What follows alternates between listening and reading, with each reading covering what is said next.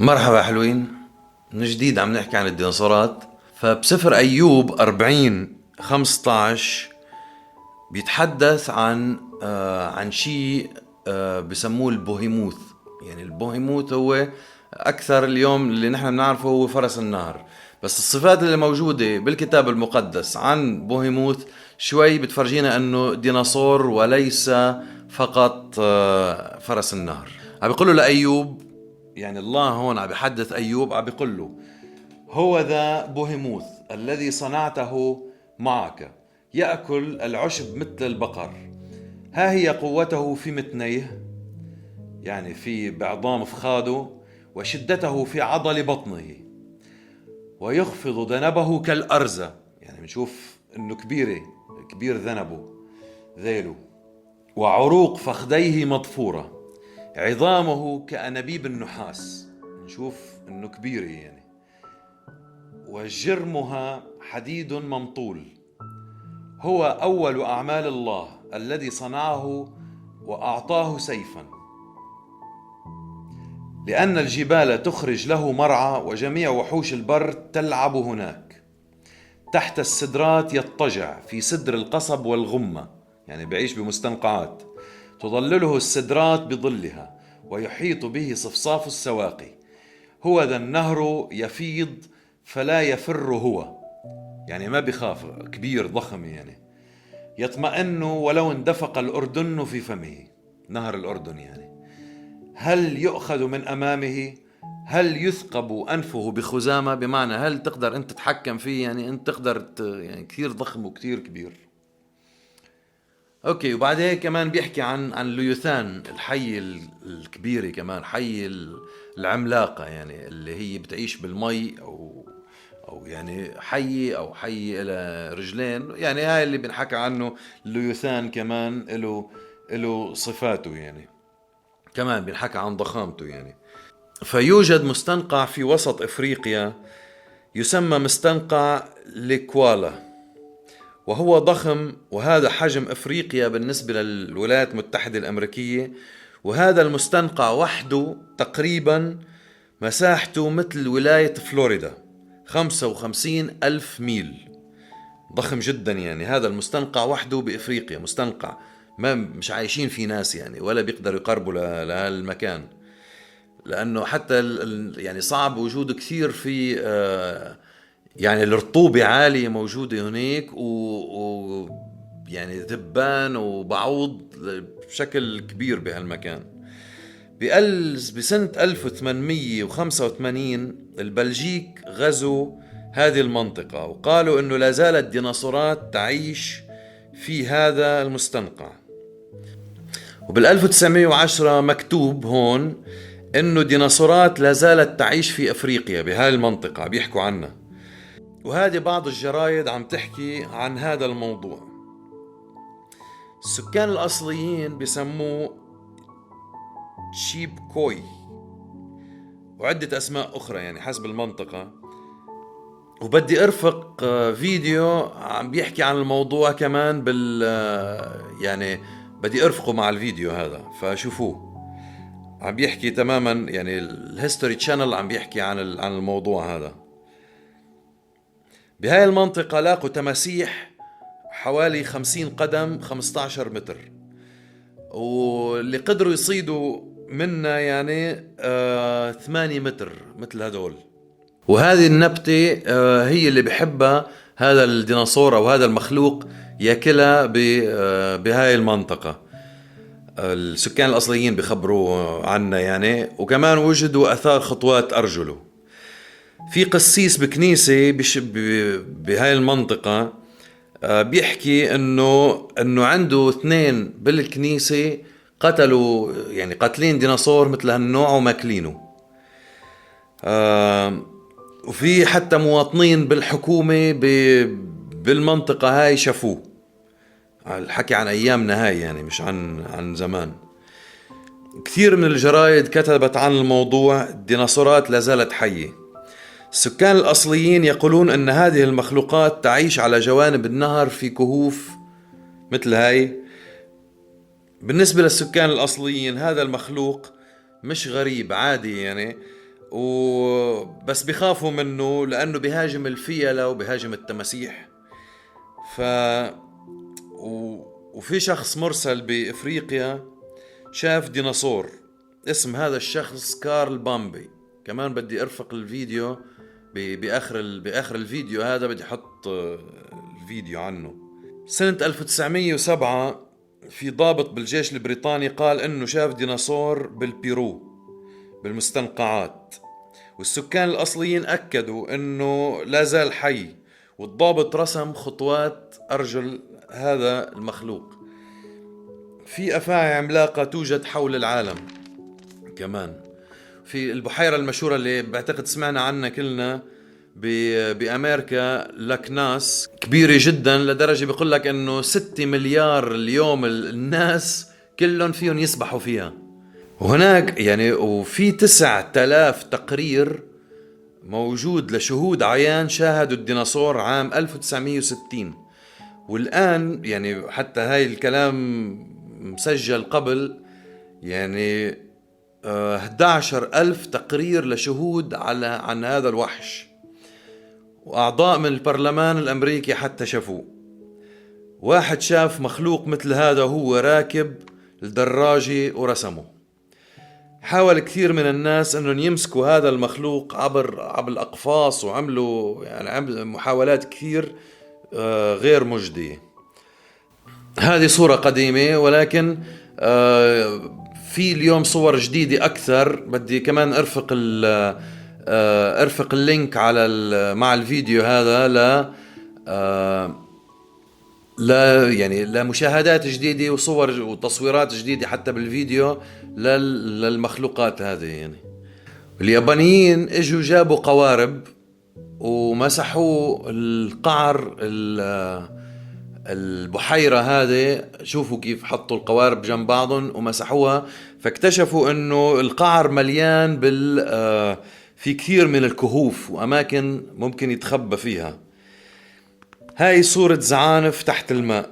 هذه الصورة سنة 1978.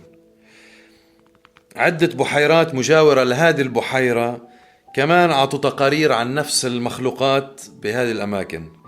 تقارير من إنجلترا عن مخلوقات من هذا النوع. وهذا المخلوق شافوه عم يسبح قرب البرازيل عام 1905. وسنة 1977 مركب باليابان صاد هذا المخلوق، علق بالشبك تبعه وشالوه، محل متحلل يعني، واخذوا منه قطع وحللوا له الدي ان اي حتى، ومن كثر ما ريحته طالعه كبوه يعني، ولكن اخذوا وحللوه. قالوا انه بيشبه يعني سمك القرش، ولكن يعني الدي ان اي تبعه كثير قريب من سمك القرش، ولكن انتم شايفين شكله، وممكن يكون حتى الدي ان اي تبعه قريب من سمك القرش، مش مصيبه يعني.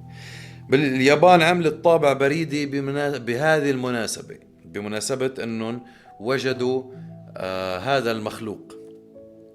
سنة 1944 بروسيا شطفوا هذا شطف يعني جاب البحر هذا الشيء على الشواطئ طوله 12 متر. بال2004 أبلغوا عن وجود ديناصور. على جزيرة كاهاتو باليابان أبلغوا كمان عن ديناصورات. بالنرويج بعض البحيرات الجبلية عندها تقارير من هذا النوع، وكذلك في سويسرا. كندا خبرت عن مخلوق من هذا النوع في البحيرات الجبلية أيضا. في بحيرة أوغوبوغو يوجد كمان هذا المخلوق، وألاف من هذه التقارير أيضا موجودة. كمان بدي أحط فيديو بآخر هذا الفيديو فيكم تشوفوا عن ناس عم بيحكوا عن كيف شافوا بأوبوكو، يعني شافوا هذا المخلوق بهاي البحيرة يعني عدة مشاهدات. هؤلاء الأشخاص كمان كانوا عم بيصوروا سمك بكندا وشافوا هذا المخلوق لحق بقاربهم، وهذا الشيء وجد على شواطئ كندا. هذا كمان وجد على شواطئ أمريكا. بسنة 1925 بكاليفورنيا هذا الشيء كان موجود على الشاطئ، طول رقبته واحدة 6 متر. هذه صور لشامبي الديناصور المشهور اللي اللي بأمريكا راقبوه لتقريبا 15 دقيقة. وكمان بدي احط لينك فيديو عن تماما هذا المخلوق، كثير شوفوا عن يعني كثير عنده فيديوهات مصورينه وعم بيحكوا عنه. بتيراداكتيل كمان الطائر هذا يقول السكان الأصليين انه لا يزال موجود في الكونغو وكينيا، وبيحكوا يعني في واحد حكى انه بينبشوا القبر وبياكلوا جثث الناس الميتة، يعني بيحبوا انه ينكشوا الرمة بشيلوه وبياكلوه. وكمان في بيحكوا انه موجود باندونيسيا وبفنزويلا وبغينيا. وشوفوا هالفيديوهات. This is Camp Hovind. It is August 31st, 1993. I'm sitting here at the Antique Quest in Winchester, New Hampshire with Sandy Mancy. It's good to see you again, Sandy. I saw you back in 92. And Sandy is the one that saw Champ. Her picture appears on the cover of the book by Joseph Zarzinski. This took place. Why don't you tell us when it was and where you were and just a little bit about it. I was in Vermont, on the Vermont side, and my husband, we weren't married at the time, my fiance and my children, we were exploring the lake. I grew up in that area. And we were just exploring the lake, sitting there, enjoying the peace and quiet. And my husband had gone back to the car to get the camera, and while he was gone, there was a disturbance in the lake, and I looked out, and I thought perhaps it was a school of fish, maybe a scuba diver or something, and then the head and the neck broke the surface of the water, and the head picked up, and the neck, and the back, and I knew it wasn't a fish. Right. Well, great. And some people said I heard somebody told you that they thought maybe it was a duck. If it's about a 2,000-pound duck. 2,000-pound duck. When we were at the church, when you came to hear me speak up in wherever that was, New Hampshire, Dublin, New Hampshire, I had all my dinosaurs on the table, and you immediately picked out this one as Champ, but you said it was a little different, what you saw. Yes, what I saw is the neck was not near as long, and the head is shaped right, like a horse head, but the neck is not near as long. Okay, now there are 3 or 4 different types of swimming dinosaurs that bones have been found of. There's the Kronosaur, which has a huge neck, the Plesiosaur, which you're holding, and then there's the Elasmosaur. Had a shorter neck, and the head is at a right angle to the body instead of in line with the body. There may be others, of course, undiscovered yet, but get that where they can see it on the camera. I think this more, but Shorter neck. with a shorter neck, or it could be that the neck wasn't all out of the water too. Okay. All right. So this was back in 1977. How many other people do you know, or have you talked to that claim they have seen it also? I have spoken with probably about 6 different people who have seen it, and all of our accounts are very, very similar. So we all can't be crazy, and we all can't be telling something that maybe we didn't see. But they're all very, very similar. The shape of the head and neck, just the massive size of it. Okay, now you watched it for about how long, would you say? Probably from the time the disturbance until it went back down, maybe 8 minutes, 10 minutes. 8 to 10 minutes, okay. And you told me the last time we talked about a year ago that when it first came up, it was looking different directions, it was looking around? When it came up, it was facing this way, okay, to me, and when it came up out of the water. And then it looked around, and when I did take the one snapshot, it was getting fidgety. It was getting a little more movement to it, and it had turned its head to look over its back, and that's when I got the snapshot. And then it turned, and then it went down, and it started going down like this, and then it put its head down under the water. After it was completely under the water, I heard a boat coming. I heard a boat. Didn't even see the boat, but I heard it coming. It knew that boat was coming long before my sense of hearing picked it up. A lot of people that I've interviewed have told me that, like the ones in Africa, the dinosaurs in Africa, the natives claim they have very sensitive hearing, and they'll hear you coming and duck under the water. I've got missionary friends over there that say there are dinosaurs in that swamp. Absolutely. I'm sure of it. If God created one, he created many. Sure. And this is something that has to be of creation. It's not something that could have come from the eel or any of that nonsense. And if God can create one, he can create many. Sure, right. Now, your picture has, as well as being on the cover of Joseph's book, has been in a number of places. It was in Time Magazine, was it July '81, I think. You were on Unsolved Mysteries, did you say this last week? Or? Unsolved Mysteries has shown 3 times. The first was in September of last year, and then Maybe September of '92. Right. Okay. And then recently, about a week or so ago, they had a rerun of it. Oh, okay. So you're a movie star now. No. Well, there are those who teach that evolution is a proven fact, that dinosaurs lived millions of years ago. I, as you know, am very different. I was a science teacher 15 years. I'm of the strong, studied opinion that a few dinosaurs are even still alive. The world isn't millions of years old. Would you say that what you saw was best described as being a dinosaur of some kind, water-dwelling? I saw a dinosaur. You felt like you were seeing a dinosaur, right? I know. Not felt, I know. You know, okay. I saw a dinosaur. Now, the question comes to some people's mind, why did you only take one picture?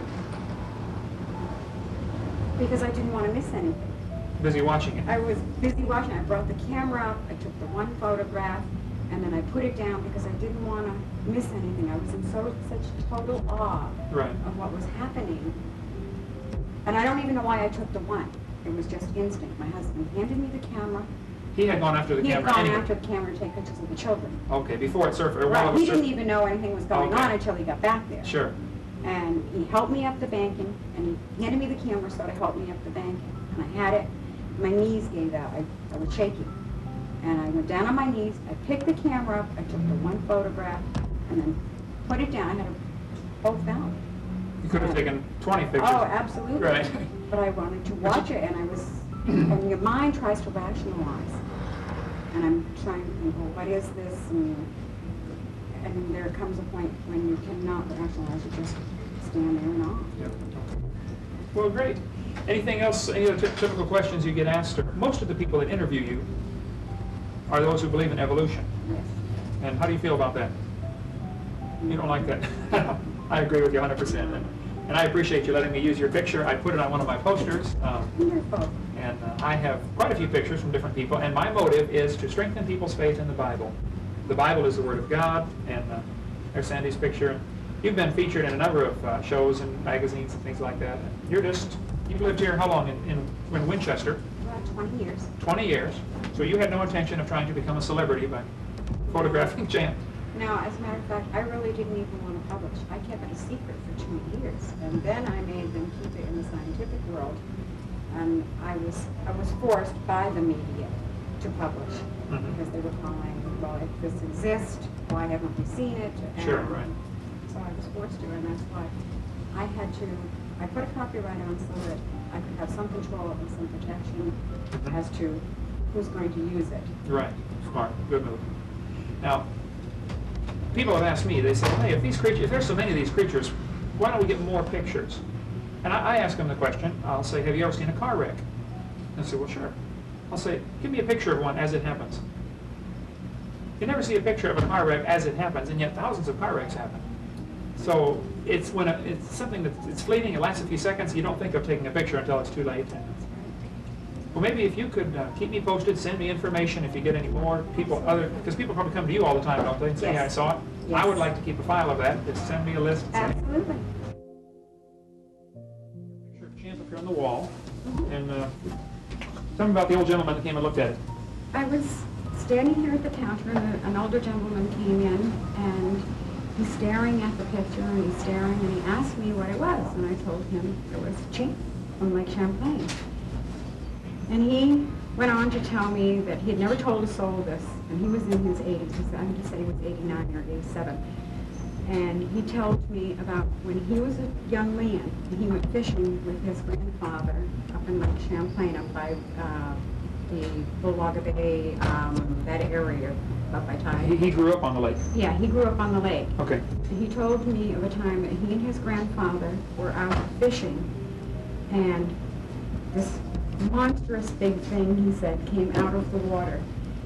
And his grandfather told him that it was Champ, and that he wasn't to tell anybody due to the fact that they would think that they were insane. And so all those years, he never told a soul about it. I was the first person he told, and he said to me, I was not insane, my grandfather was not insane. We saw a living, breathing dinosaur. Right. And I was like, hallelujah! Yeah. Yes! More testimony. Yes, absolutely. Now, other people have seen it, and they come to you and say, hey, you know. Yes, and I appreciate that because it gives me vindication. You know? Right. I'm not crazy. I'm not prefabbing it. This is what I saw. This is what they saw, and we all saw something. And what? Someday maybe the lake will give up her secret. Who knows? But let's not kill it. Don't kill it. No, great. Well, thank you so much. You got customers here. We better let you go.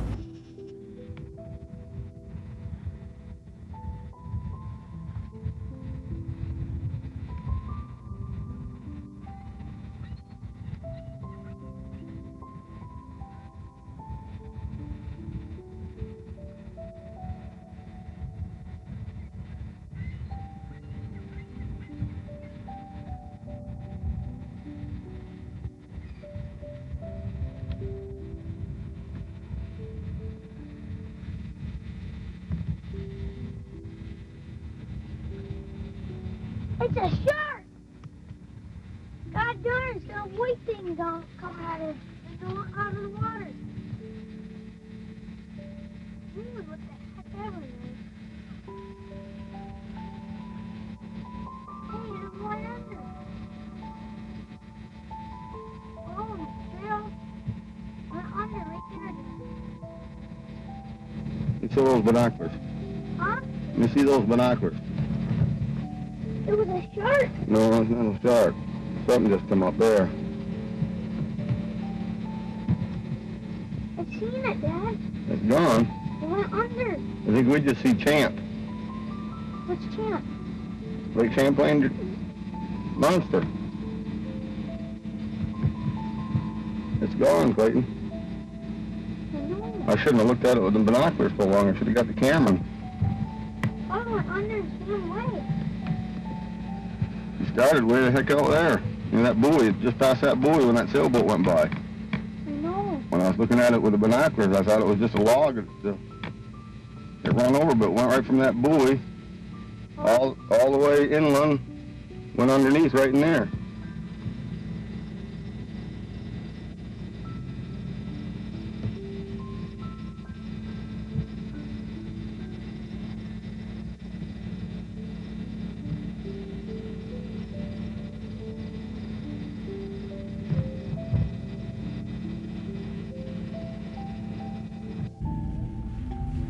This is a giant squid of the species Architeuthis dux. It came ashore on November the 22nd, 1979 at St. Brendan's on Collier's Island in Bonavista Bay, Newfoundland. It's an immature female. It is a small female, but it is a giant squid. I believe the giant squid reach an approximate maximum size of something like 150 feet. If this is 20 feet long, well then it's almost 8 times longer than this in overall length, and that's a big squid. In 1976, just 30 miles off the Lizard in Cornwall, 2 fishermen, George Vinnican and John Cox, also met a monster. Well, it was steaming 30 miles off, 25 to 30 miles off. Saw what I thought was an upturned boat on the horizon. So we went over to investigate. When we got closer, we could see it wasn't an upturned boat. It was something that, well, neither of us have seen before. So it was dark in color, and had sort of humps on the back. As you say, it was, well, between 15 and 18 feet in length, and rising above the sea about 3 feet. It was a flat, calm day. There was no disturbance on the sea at all. When we got up closer, went a little closer, I came astern, to our amazement, up out the water about 3 feet from this body, head appeared out the water. And it was a, well, thing I've never seen before after about 40 years of sea. And it gradually sank in the water It disappeared. But after talking about it, the only thing we could explain it was one of very much like a prehistoric animal. And welcome to OV's Open Line program. I do believe that's what's going on in here this morning. Therese, how are you? I'm fine, thank you. We're talking about the Ogopogo today. A lot of people in the area have seen it. The legend goes on for many years, and we'll be talking to some experts. I believe we've got Arlene Gall coming in. Arlene wrote a book on it. That's right. But we're going to go to the phone lines right now. Line 2, good morning. Hello there. Mr. Puglish. Yes, go ahead, sir. You want to know about Ogopogo? I certainly do. Yeah, okay. I had a taxi and I took a passenger to the hospital and then I was coming down Abbott Street.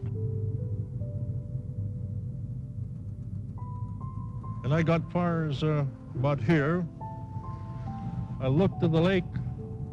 I was surprised. I seen this thing come out of the water. Well, it's like a horse's head with the kind of horns on it. Well, he was huge, you know, standing up there. Oh my, just like a, you know, like a big serpent. Then another fellow come behind me and he says, "What are you looking at?" He says, "I see no Ogopogo over there." And he says, where? Over there. He says, I had the door open, the car, and stepped out just a little bit, and we slipped back in the water, see? And he says, "Gee, look at the big waves there." And all we can see is big waves going down there to Fred's place where he had the boat rental. And they disappeared, see? And then I got all excited. I got in the car and I pulled to the willow end. And I told the people, I says, they were having breakfast, "I just seen Ogopogo."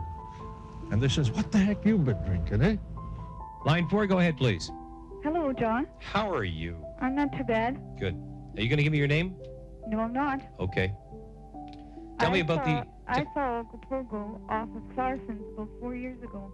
Okay, you don't want to give your name on the air. No, I don't. You've told some people, obviously. Yes. Are you afraid that they might think you're a little bit of a... Well, I had some strange phone calls. And I get them every day. That's what they pay me for. Well, I don't get paid for them, so I don't really want any more, thank you. We were up on the beach having a picnic, and my daughter was on the swings when I saw this creature underneath the wharf there.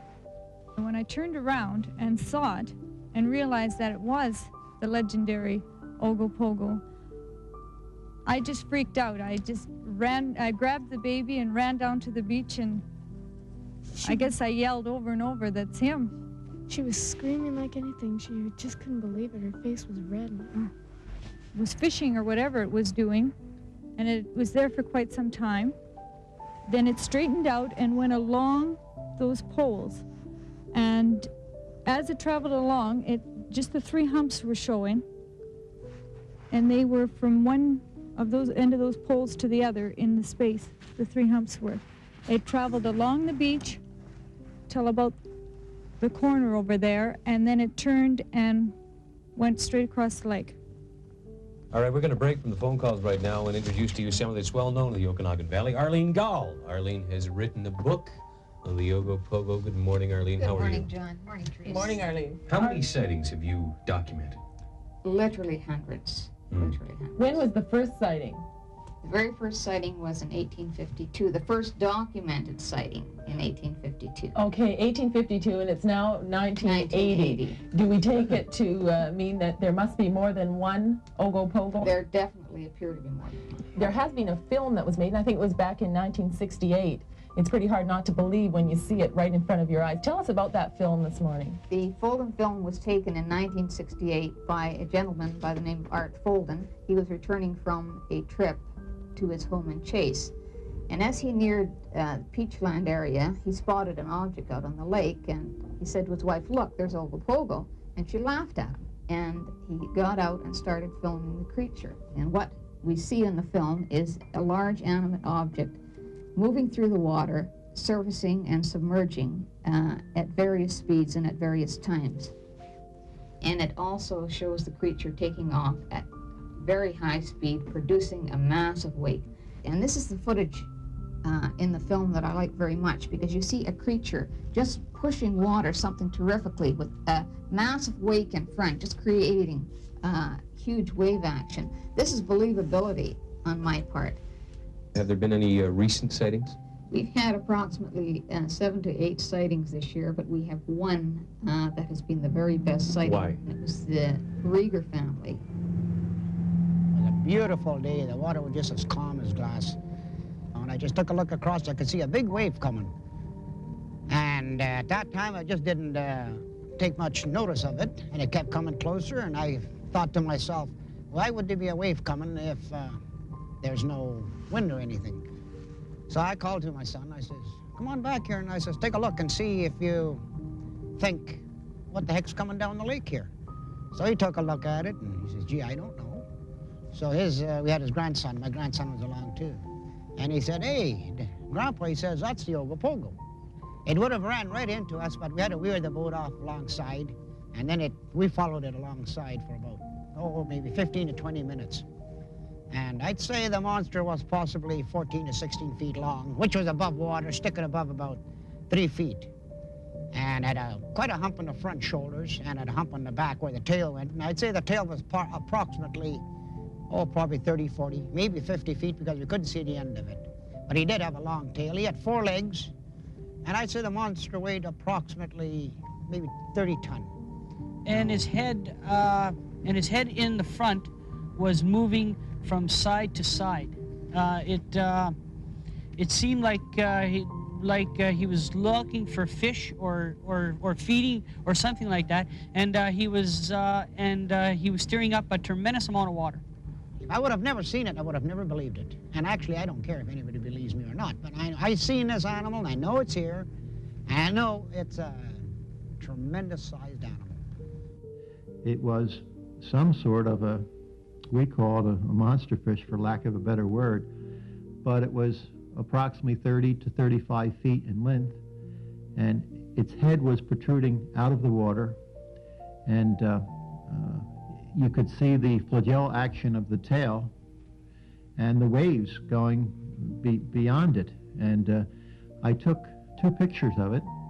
Well, you said it was roughly similar to this. What was different? Similar to this. I couldn't see these fins on the side, because they were, if that is the fish that I saw, or whatever, they were not within sight. I mean, I could only see the head and the neck and like the upper part of the body.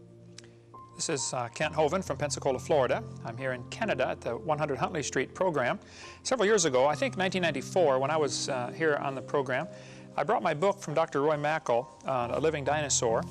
And Cal, who's sitting here beside me, Bombay, said, he said, well, I was in Africa and I saw something like that, a dinosaur. And I turned to this page 256 in Roy Mackle's book. And Cal, you said, hey, I saw one of those. Would you take just a few minutes and tell the folks what you saw and, you know, where you work, and if they can get a hold of you for any questions, and just describe what you saw. Well, it was probably one of the most startling experiences I've ever had. It was about in 1963, I think. And I was on my way through the old roads of Kenya back to Nairobi to pick up a car. So I was taking this old Chevrolet that was almost too big for those roads, for the potholes, and I was going rather slow. And it was a hilly country near a place called Muhoroni. And that's down in the Rift Valley, but a hilly part of the Rift Valley. As we came up over the brow of the hill, my wife was with me. And suddenly laying there in front of us, right across the road, 7, 8, 9 feet long, was what I thought at first was a crocodile. And I thought, no, it can't be a crocodile. This is a dry part of the country. And then as I looked at it, we slowed down and stopped the car actually and stood and sat there for 10 minutes looking at this. And as I looked at it, I thought, this is, I mean, the actual word prehistoric went through my mind. I said, this can't be real. I've seen pictures like this, but not quite like this one. Anyway, from the tail right through to the back of its head were I don't know what you call them. Serrations, ridges. Ridges, like triangulars, perfect triangles, all the way from the tail to the head to the tail. And it was just laying squatted down on the road, seeming to sun. And so I looked at the thing for 10 minutes. I could shoot myself for not having my camera with me that day, but I wish I had. But there it was, and I had never seen anything like it, and nor before nor since. And I've asked people.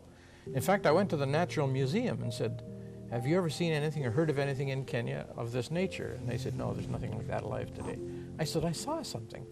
And I argued with them really rather intently for a while, and they said, well, it must have been a figment of your imagination. Well, my wife and I both saw it, and we asked for several years, we asked anybody if they'd ever seen anything like that.